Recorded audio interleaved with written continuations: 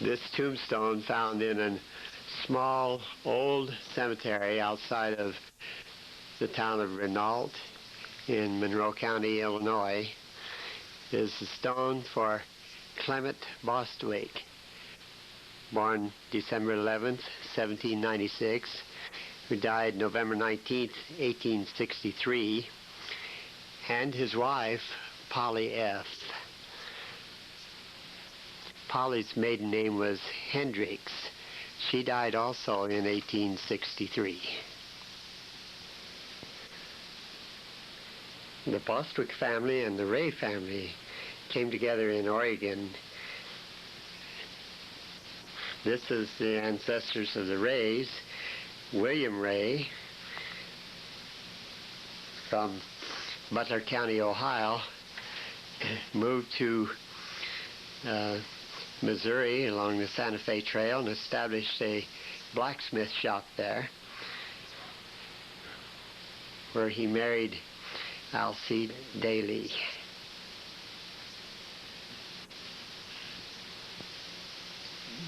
David Daly, Sr., from Ireland, married Rebecca Mills, a Choctaw Indian lady from North Carolina, and this is their daughter, Alcee Elizabeth Daly,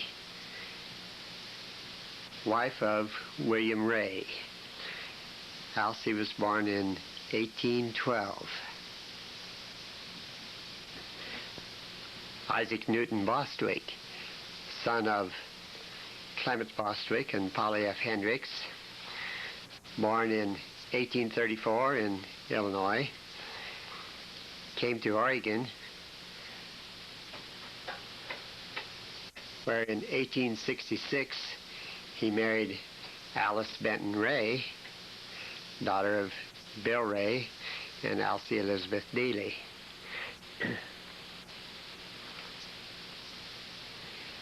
Alice Benton Ray had been born in 1850 in Jackson County, Missouri, out of the little village of Lone Jack. The one known picture of Alice Benton Ray has been lost.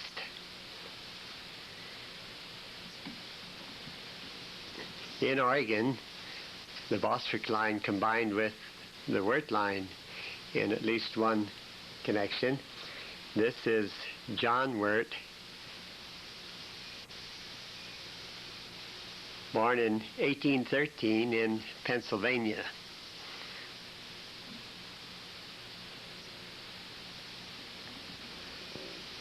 John Wirt married Elsie Honeywell.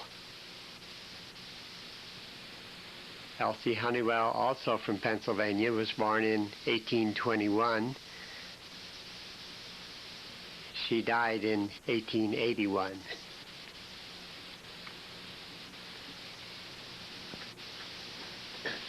The Wirt line combined with the Bean line in Ohio. This is the wife of Reason R. Bean. No known picture of him exists, but his wife is Frances L. Newton. She was born in 1832 and died in 1859. Wesley William Wirt, son of John Wirt and Elsie Honeywell, was born in August 1840 in Portage County, Ohio. On the 22nd of September in 1870, he married Ella Bean, born in 1850, also in Portage County, Ohio. Wesley William Wirt died 24th of April, 1888, at Lacombe, Lynn County, Oregon. He's buried in the Providence Cemetery in Lynn County. Ella Bean, born in 1850, died the 8th of June, 1911, at Crabtree in Lynn County, Oregon. The Bostwick and the Wirt line come together in Lynn County, Oregon. George H. Bostwick, born in 1885 at Prineville in Crook County, Oregon, was married on the 6th of November, 1906, in Albany, Lynn County, Oregon, to Ida Frances Wirt, daughter of Wesley William Wirt and Ella Bean, born 11th of March in 1886 at Lacombe, Lynn County, Oregon. George Bostwick died 7th of March 1968 at Salem, Marion County, Oregon. Ida Frances Wirt preceded him in death on the 10th of June 1950 at Lebanon in Lynn County, Oregon.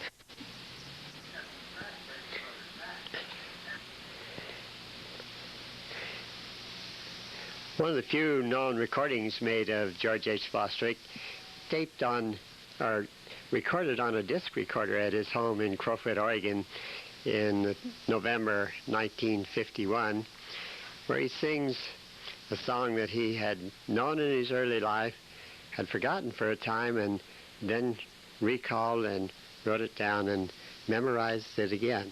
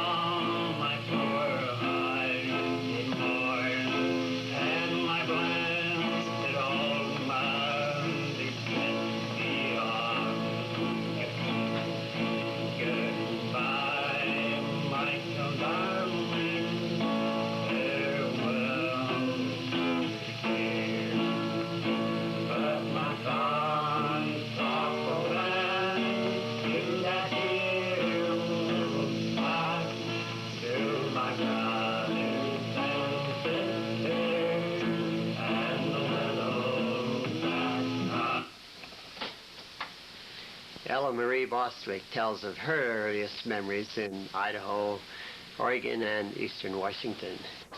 I was born in Soldier, Idaho, in Blaine County, but when I was 10 days old, my parents decided to go back to Oregon. And they came back to Oregon with I and my oldest brother, Clyde, and my next brother was born in Crabtree, Oregon. And then after we lived in Crabtree, we moved back into Washington and moved across the river from across the Spokane River from the Spokane Indian Reservation. And we lived in a tent while my father built the house. And as we moved up the hill to where the house was going to be, we had a team of horses and a springboard wagon that was loaded with our things that we really had to have and use. And I noticed the horses going ahead and the wagon not moving, and Dad jumped and grabbed the wagon tongue trying to hold it and hollered, "Look out below."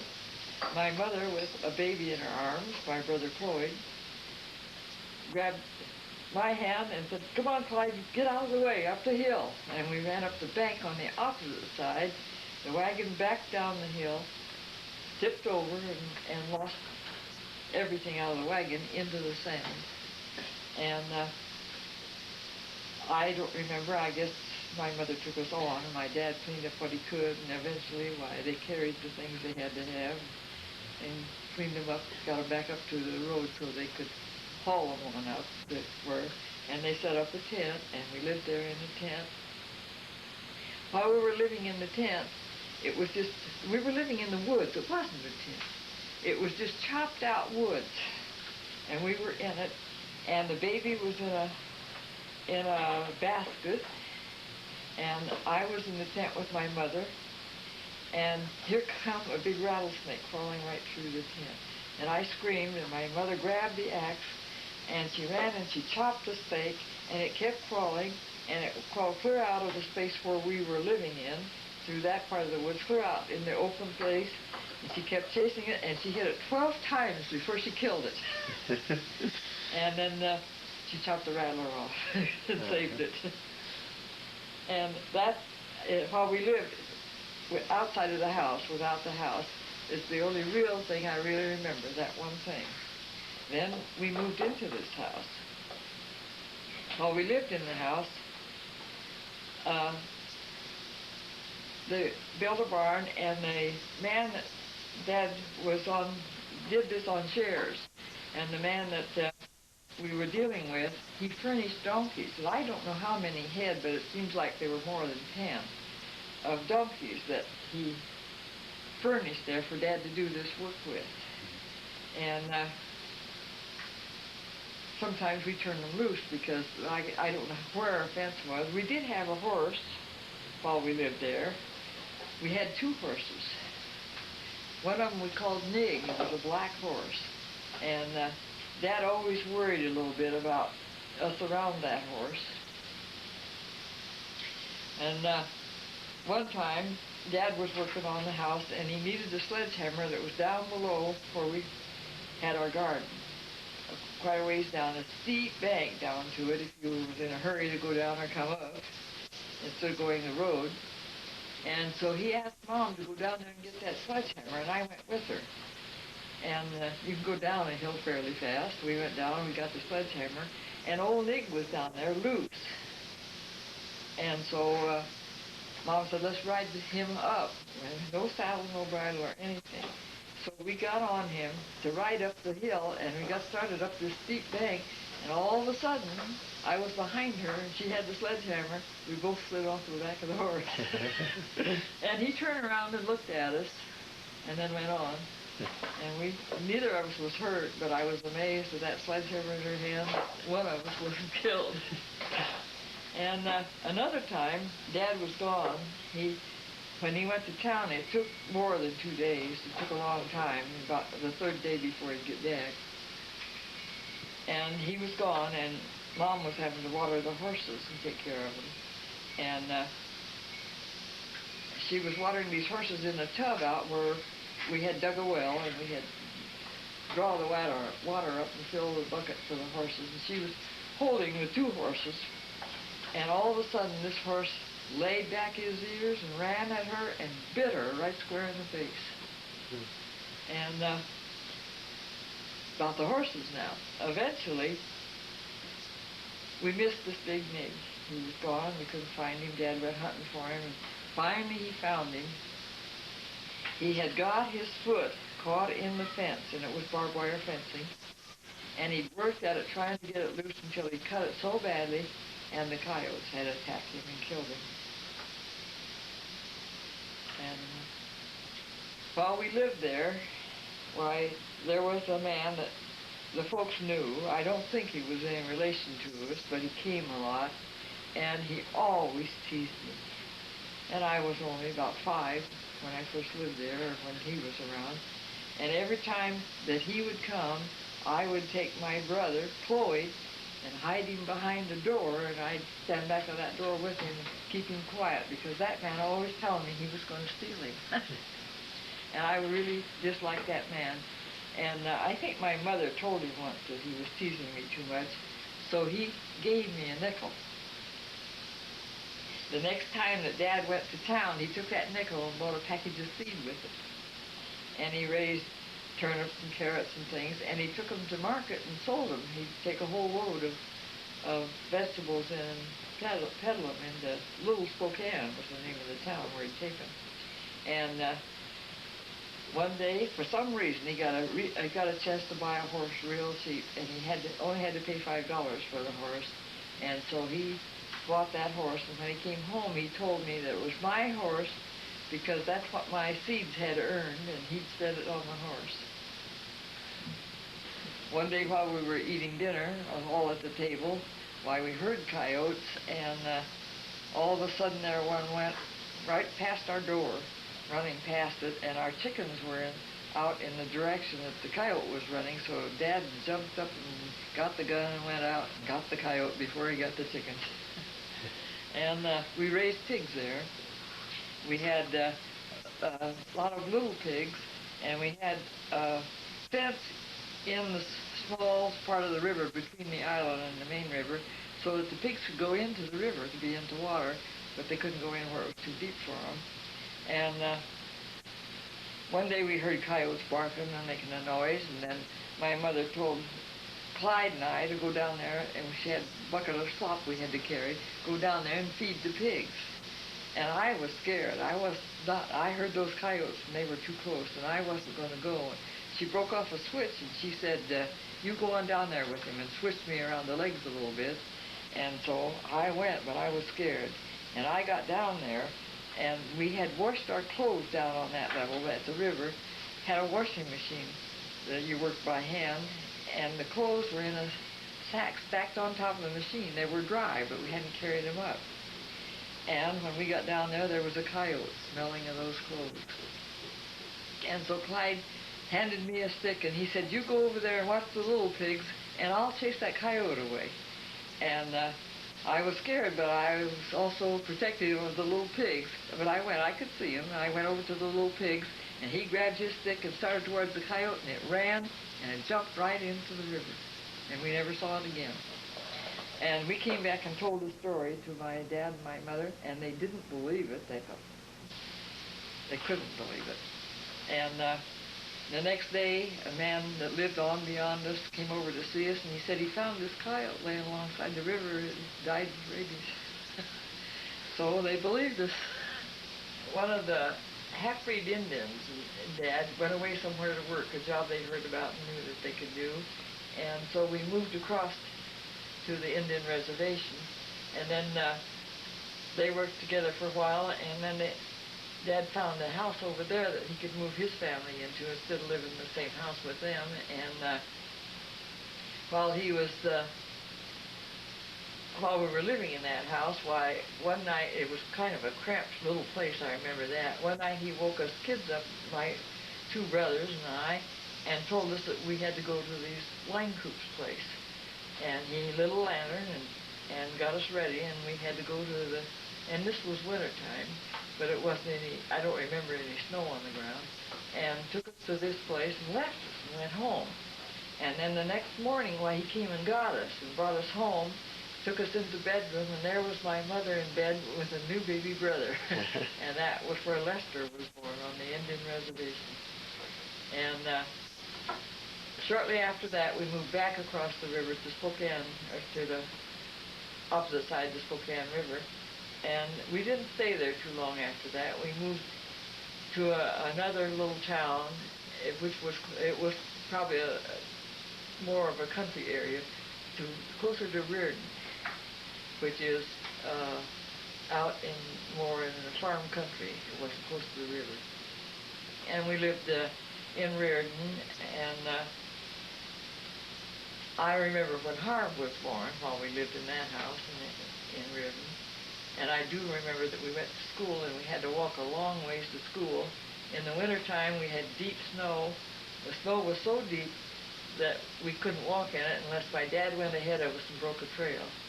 And one time they had a big flood, and the bridge was out, and the river, big creek that we had to cross, Dad fell a tree, and we had to walk across that tree. I made it, but I was scared to death. But this school was a long ways from home. Clyde and I were the ones that were going to school. And I was in a younger grade than Clyde. He was older.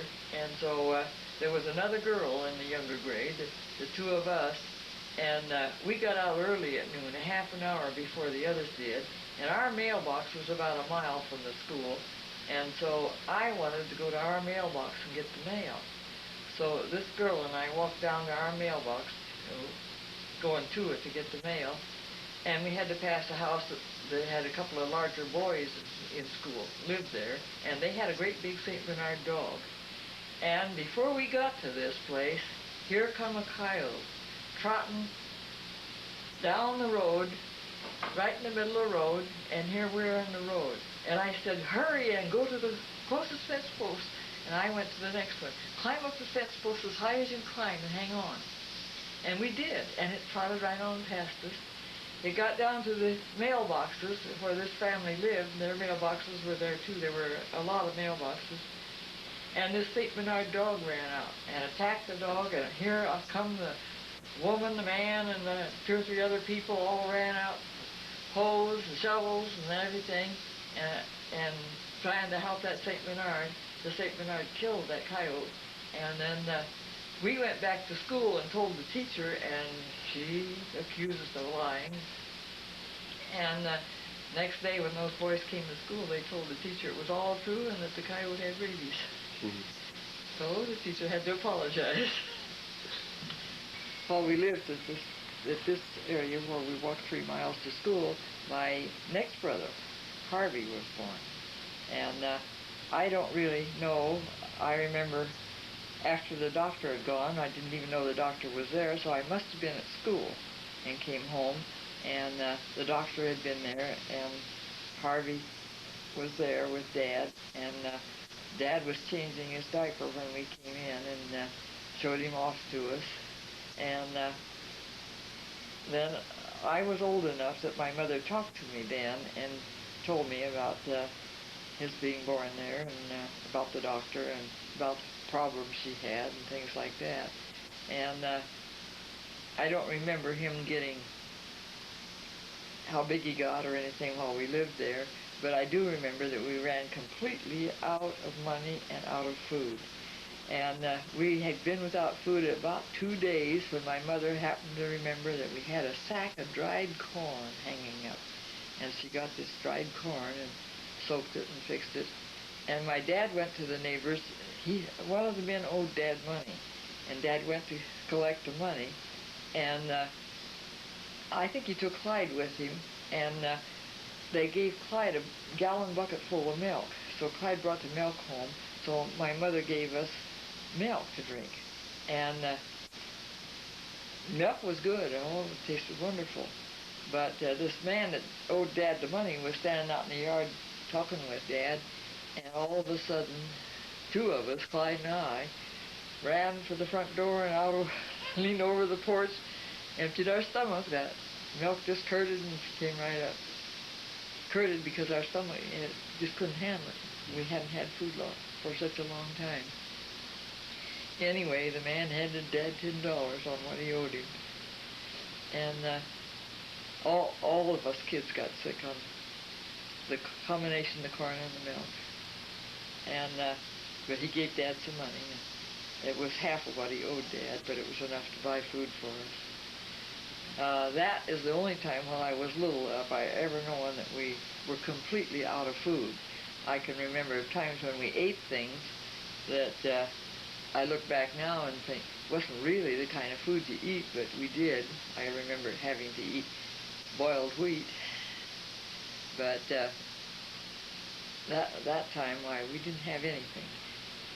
And I don't know, we lived there a long time. Dad went away from home to work while we lived there, I know that. I remember that I got a terrific sore throat, and one of the neighbor men came, and my mother told him how sore my throat was and everything. He went home and he got some, might have been whiskey, anyway it was alcohol, and poured it in my throat. And it burned horrible, but I got better. But I was really sick. Then we moved to Hilliard, Oregon, outside of Washington, outside of Spokane. And we planted potatoes up by the Catholic monastery. And we were getting along fine, but it took over, I don't know how long, over 2 weeks to plant potatoes because Dad had to plow all the land, and we had to cut the potatoes and drop them. And so Mom cut the potatoes, and Clyde and I dropped them behind the plow. When one of us would run out, the other one would take over, and we'd just work them like that. We ran completely out of money. And finally we got down, we didn't have anything left to eat but boiled potatoes. And finally no salt on them even. But we ate them, and then we went back home. We were staying there doing that, which wasn't very far from home. Went back home, and Dad went into Spokane to find a job, and they had boards where you could look at the boards and pick jobs off of it, and then you had to pay for the information about where it was to go there. And so he had to pay for a job, and they withhold that money out of your first paycheck. But he found this job at Greenbluff for Charlie McGinnis, and so he went up there to work and left us with nothing. And he said every time he sat down at the table with them to eat, well, he could hardly eat because he knew we didn't have anything. But right after he left, some church, and I don't know the name of the church, came in with 2 or 3 huge boxes full of food. And one thing in it was a great big pork roast, like the ham of a pork, very huge one. And plenty of everything to last us more than a week. When Dad came home, he found we were eating well, but he decided to move us to this farm where he was working because we had a big tent, and he set the big tent up on this property, and we lived in the tent. It was summertime. And so we moved up there and lived in the tent. And then later, this owner of the farm had a cabin, but he at that time had people living in it. And as soon as he got those people out of it, well, he let us move into that. And so we lived on that place and worked there. And us kids Dad worked there, and us kids went to school. And while we lived there in that house, why, my brother John was born. And one day my mother and my oldest brother, we didn't have any water at this place, and you had to haul your water in a barrel or carry it from the farmhouse. And so my oldest brother, Clyde, and my mother went to the farmhouse to carry home a big, huge kettle full of water. And they got 3/4 of the way home, and my mother said, I'll have to set it down and set the kettle in the road, and you run to the closest neighbor with the telephone, told him which neighbor it was, about 2 miles away. You run there and call the doctor, and she gave him the information he needed. And he left, and she came on home, and I helped her get into bed. She didn't tell me why, but she had to get into bed. I helped her get into bed, and then she heard my youngest brother cry upstairs, and she told me to run up and tend to him, and I went up, talked with him a while, quieted him, and he went back to sleep. As I came down the stairway, I heard the baby crying. I rushed in, and my mother said, get the covers turned off of me, and lift that baby out and lay it out, and be sure the cord's not wrapped around it, and so it can breathe. And so I did. And so then she told me, there's the scissors, and there's the string, and you tie this spring in one place close to the baby, not too close, and then you tie a little space between that, and you take the scissors and cut the cord in two, and I did. She said, now you take the baby in the kitchen and put it in the basket. She did it laying out all right and all, and she had already had me, as soon as she laid down, had me run to the neighbors and ask the neighbor woman to come. And the neighbor was feeding her her spraying crew, and couldn't leave because her husband was blind, so she couldn't leave until they all were eating. Then she came.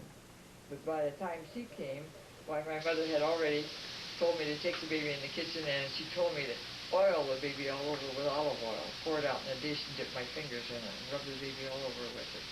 And I had that done when this woman came, and she came, and she said, well, we have to change the bed and everything. And so I I was helping her. We had to roll my mother off of it and get the stuff out from under and take care of everything. And we were just finishing that when the doctor came. And the first thing he did, he come into that room and he said, "Get that little kid out of here." This woman said, "I don't know why. She's done everything already. It had to be done." But my mother was not well. On the 11th day after he was born, which was when she would usually be able to get up after childbirth and take over, she got up and had to hold on to things and came to the kitchen and was able to sit for a little while and had to go back to bed. And she wasn't able to get out of bed again. And he was born in August, and she didn't get out of bed until after Christmas. And that was your brother John. That was John. And we moved from there back into Hilliard, where we had lived when we planted the potatoes. And there was neighbors there that we knew well and had known before, even before we lived close to them. And this woman took the baby to take care of it, and I had to take care of the rest of the family, my mother and my dad. My dad worked, but he always got breakfast every morning, and I had to do the rest of the work, and I had to do the washing for the baby, or for the other baby, Harv, who was right around 2 years old. I had to take care of him and do everything, wash clothes and everything. And Dad would help me when he could, but he still had to go to work every day. And the woman who was taking care of John, she had the same doctor came to see what was the matter because he cried all the time, and she didn't know what was the matter. And, well, he was constipated. So the doctor said, well, put a tablespoonful of milk of magnesia in his formula when you make it up for the whole, she did, for the whole day. He would get that in that day's feeding. And she did it every day from then on. And he became sicker and worse off all the time and smaller. And by the time my mother was able to be out of bed, he weighed way less than he did when he was born. And he was, by then, about 4 months old. And as soon as my mother was able, her and my dad took him to town to a specialist. And the specialist examined him and said he's had the lining all physicked out of his stomach. And you'll have to build a new lining in it. And in order to do that, we had to put him on barley gruel. And we had to boil the barley for hours, and then all he could have was the water. And then after a while the doctor put him on to formula that had farina in it. And you had to boil that for 6 hours, a double boiler. Didn't actually boil, but the water cooked it for 6 hours.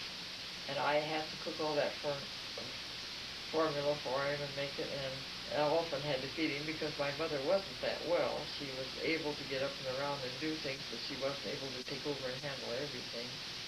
And he was not well, so that he demanded a lot of attention in the night, too. And Dad and Mom would try, and sometimes they'd both be so exhausted that they'd get me to take over the night and try to me to stay up to at least 10, and they'd depend on me to stay awake till 10. After that, they'd try to see that they could take care of it. But beyond Green Bluff, then, to Mount Carlton area, and I went to school there. I remember when I was in the 5th grade there, and Cloyd was going to school there. Clyde and I were in the same grade now at school. He wasn't ahead of me anymore. And Cloyd wasn't far behind. And we went to school there, and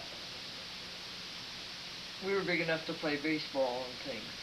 And it was really a place where we enjoyed the school. And I can remember we lived up a hill that sometimes when we didn't have enough gasoline in the car, why Dad could turn the car around and back up the hill to get there. It was a Ford car that he had the pedals, not a gear shift. And often he had to back up the hill. But when we went to school, we went through the woods, across the creek and through the woods. There were trails. And so we had the road that led to Mount Carlton, and our school then would be on that road. And oh, they had spelling bees at the school and different things that Dad and Mom would go over there with us. And then my mother was pregnant and got very ill, and they had to take her into the doctor, and the doctor decided that what was making her so ill was her teeth. They were in terrible bad shape, and so they pulled all her teeth. And both I and my mother were very concerned that this would affect the baby she was going to have, because we'd always heard that you didn't do things like that when you were pregnant. And so she was really concerned about it, but the doctor didn't seem to be too concerned. But then we felt that she got parsnip poisoning or something. We didn't think it was her teeth, but the doctors wouldn't listen. She liked parsnips, and people sometimes claimed they were poisonous. So, and my dad didn't like them, so if you could blame it on the parsnips, we would have. But Dad cut wood and hauled it to sell, and he also cut poles and skinned them and sold them. And we raised a large garden, had a big place, and us kids would take the garden into Spokane with a buggy, horse and buggy, and pedal it around house to house to raise money. And then when my mother knew that she was going to have her baby, why, Dad took her into Spokane to the hospital so that she wouldn't be caught out there alone like she had been when John was born. And then Dad came home, and and we got a load of wood, and he went into town with a load of wood. He had some trouble with the truck, and we had friends in town, and he went to their place, and the hospital started trying to locate him, to get a hold of him. And they tried for 4 days to get a hold of him and couldn't locate him anywhere. Of course, they couldn't locate us. We had no phone or anything. And they didn't tell my mother until the 4th day. Then they told her that my brother was bleeding at the navel and the mouth, and that they couldn't stop it. And during that 4 days, then, they knew what to do to stop it. And they knew that they needed to take a transfusion from the father or the mother, and they felt the mother wasn't strong enough, so they wasn't doing it from her until they found that it has to be done now. And so they took the transfusion from her. And the day they had done it, my dad showed up at the hospital. But it was already done, and that's what they had to do in those days to stop that. That was the only cure they knew. And so they had done that. And they told my mother that you'd be 12 years old before you overcome the effects of the bleeding you did in those 4 days. And so, of course, nowadays they know better and know a lot of different things. But as you were little and us kids were bigger, why, we always considered that, oh, that was probably the reason that you were smaller than we were, and in the same time we could remember when we were your age. But you were healthy and without your problems. When my mother did bring you home from the hospital, she didn't have enough milk for you. She was trying to nurse you, and we soon discovered that your problems were all lacking enough food. So we had to put you on a bottle. And you had to go on a bottle when you were real young. That made it easier on my mother because somebody else could feed you when she was having to work too. I was kept out of school an awful lot. In fact, they warned my parents lots of times that they were going to send a truant officer after me, but I was kept out to help Mom to take care of the family because she wasn't able to do it all the time. But I had no problem passing the grades when I was in the 6th grade then, and you had to go to another school. It was quite a long ways away, And the teacher was, the 8th graders and 7th graders had to go and take state examinations. And the teacher wanted me to go and take the 8th grade examinations in 2 subjects with these kids. And I was scared silly because there's no way I can do theirs. But she said, I want you to go anyway, and I will read all the questions over myself. I can, I'm allowed to. And I'll decide if you should answer, because I'll know whether you can or not. And so when we got there, I went with them. And so after she'd read the questions over, she said, Marie, I want you to take the test. And I passed with a grade of 80 that amazed me. And then we moved. That summer we moved out to Deer Park. That was on the Little Spokane River. And I started to school in the fall, and I was enjoying it, except it was very difficult because they didn't have a 7th grade. They had an 8th grade, and they put my oldest brother in the 8th grade because he had 7th grade work when I was taking 6th. And because I'd skipped so much school that I had to drop back behind him.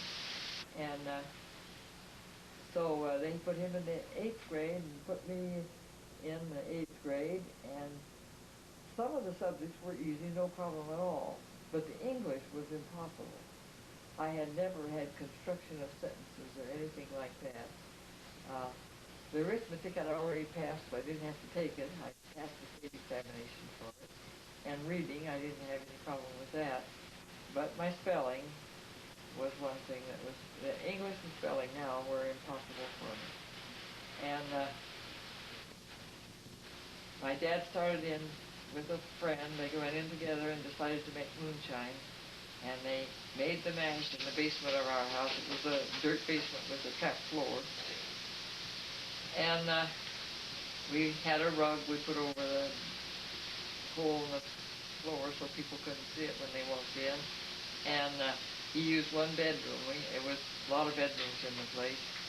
And so he used the one bedroom, set up the still and everything, and us kids saw it and knew how it was and watched it work and all kinds of things. And they got the sugar that they used in the mash. It came in, it was a tan color, and it came like great big hunks of candy. It was chips of it, great huge chips of it. And they bought it by 100-pound sacks.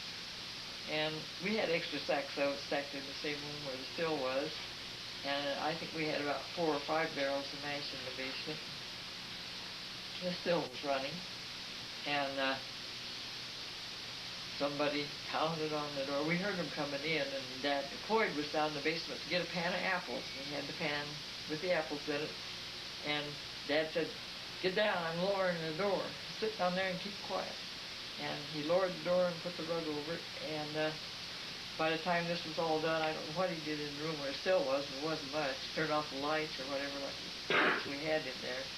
And somebody pounded on the, our dog was out in the front. She had pups. And she just raised Cain. But she couldn't reach the door. And Dad went to the door and opened the door, and the officer was standing there with his gun pointed at the dog. He was going to shoot the dog. And Dad let him in. Dad said you can't reach him. Let him in. Another one followed him right in. And they told him what they were there for, and they were going to look around. The minute they walked over that trap door, they knew it was there. But they went into the still room without walking over the trap door. But when they came out, they walked over it. But they found the still, so they probably had a hunch where to look for the mash. They opened that door, and there's Floyd sitting there with that bowl of apples. Well, they told that he was down there stirring the mash. They used that against Dad, that when they said they were going to take him away, take all of the kids away from Dad, why? Because they caught the son stirring the mash one time. Now, the son was in trouble, so they were going to take the kids away. Anyway, they arrested Dad and took him away. And Clyde and I wouldn't go back to school. And so we lived there, and there were 2 horses. One horse was ours, and we owned it, we brought that. The other horse was on the property. And this was the Miles Pondexter place. And he went south to live because he liked the climate better, but he still owned the property, and he rented it out, and we had rented it. And so winter got real bad. We had no money to feed the horses. Sometime in January, when we had a silver thaw, everything was solid ice. Why, we had decided that Clyde and I had to take these horses and sell them in order to have some money. And so we started out from home, and the closer we got to Spokane, why, the worse the ice was. And I know when we got to the place where we used to always buy gasoline for the car, it was just terrible, and the horses couldn't stand up, and we got off of the horses and lead the horses, and their legs would spraddle out, but we managed, and we got them to where it was better and where traffic went, where it was easier to get them through there. And we took them clear through Spokane, 4 miles out beyond Spokane, to what we call the killing plant, where they killed the horses and made the flesh into fox food. Bus back into Spokane, and the people that had a baby at the same time that my mother was in the hospital when Chester was born lived in Spokane, so we went to their place. And so he drove us home in his car, brought us clear out home, and then we knew we had to move away from there because the people that owned the property, the Pondexters, began to read the paper and found out about the people who were living on their property and insisted that we get off. And so the county would help my mother to give her a certain amount of money every month for us to live on. And so we had to find a place to move. And this man that we had known when my mother was in the hospital, and they had later come to visit us, and so he helped us find a place to move, and we found the house out on Sprague Avenue. And it had been a barn at one time, and it was a huge big place that had a large porch three-fourths of the way around the house. And we moved out there. He moved us out there. And he drove Dad's car out there for us, too, because none of us could drive it. And I remember it being parked out there all the time. But if it wasn't for his helping us, why, we wouldn't have been able to do it because we had nobody else to help or anybody. And so we lived there until Dad got out of jail. And the county gave us money to live on. My mother had to manage it, and we had to buy the groceries. You could ride the streetcar, and actually, it was a double car, like a train, but it was not on the regular railroad track, but it ran right behind our house, so we could get off right at our property and bring the stuff home. And lots of times, why, somebody would take my mother and help her to come home. And she went to the Salvation Army store every time she was in town to find clothing or whatever she needed for us kids out of the money she had. Why, she'd have to get anything we needed.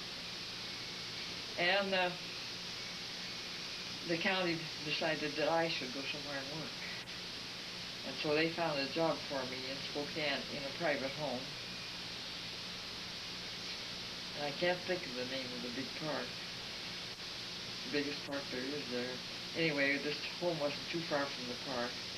And this woman, they had taken me into the detention part of the jail, where they kept, kids were sentenced to detention. They took me in there to hold me there till they found a job for me, because then they could send me right to the job. And the woman who managed this, the cook and all, she took to me right away, and she'd take me to town with her to do the shopping for this place. But I was only there about 4 or 5 days, and they found me a job and sent me to the job. This woman treated me like I was a criminal, and she was doing me a favor. And the iron clothes there, where you set the ironing board up. One end of it on the gasoline range was metal, and the other one on the sink. And every time that I'd lift that board to slip something on it, every now and then I'd get a bad shock. And it scared me to death. I was afraid of electricity. I hadn't been around it. And I ironed things and did the work I was supposed to do and worked, and she got worse and worse. I was supposed to have Sunday afternoons off. Well, I was supposed to just get breakfast to be able to go. Well, she finally got, no, you get the breakfast over, now you got to go mop the glassed-in sleeping porch. You know, of course, you had to make all the beds, and she just find more and more. Every Sunday, why, she'd find more things I had to do before I could have any time off. Well, you live way out on a car line out of town, and she makes you work all day and expects you to be back there before 8 o'clock. That you don't have any time to do anything. All I had time to do was go to jail and visit Dad. I had time to do that, and so that's where I went. And I'd tell him about what I did and all, and I'd tell him about different things she did, and he would tell me to quit. And I'd go on and put up with it a while, and eventually I got angry and I quit. I don't remember what it was she did that day, but I was not going to think anymore. And I said I quit, and I went to get my stuff. And while I was getting my stuff, she rushed to the front door, and there was a lock way up on the top of the door. And evidently had been hiring kids from juvenile detention and locking them in. And she was going to lock me in. And I saw her do it. I got there, and I climbed up and unlocked it and left. And she was on the telephone. And I called her husband to get him to get home to stop me. But I left, caught the streetcar, and went on home. I didn't have my money. So next time my mother went into town, she went to this guy owned a shoe store in town. She went to the shoe store and demanded my money. He said, well, he couldn't give her all of it, but I'd have to take a pair of shoes and some money. And he picked out the shoes. She brought them home, a pair of satin slippers. Poor person like this, that was I felt the dirtiest thing you could do. It shows you the kind of people they were, taking advantage of kids. But they contacted the juvenile, and juvenile said they couldn't do anything about it. I hadn't done anything to be punished for, so they couldn't do it. See, they wanted to punish me. But because I came through the juvenile court, well, I wasn't there because I was being punished. I was there to be helped. And so I didn't work anymore while I lived there.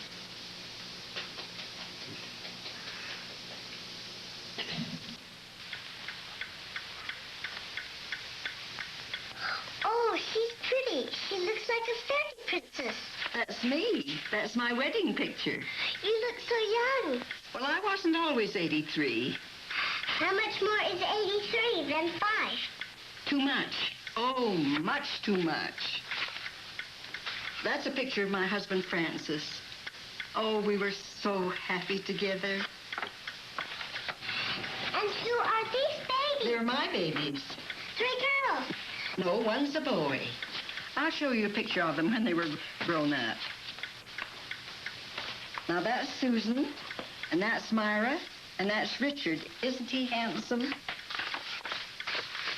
This is pretty. That's the card that Myra sent. Oh, speaking of postcards. Oh, it's that time.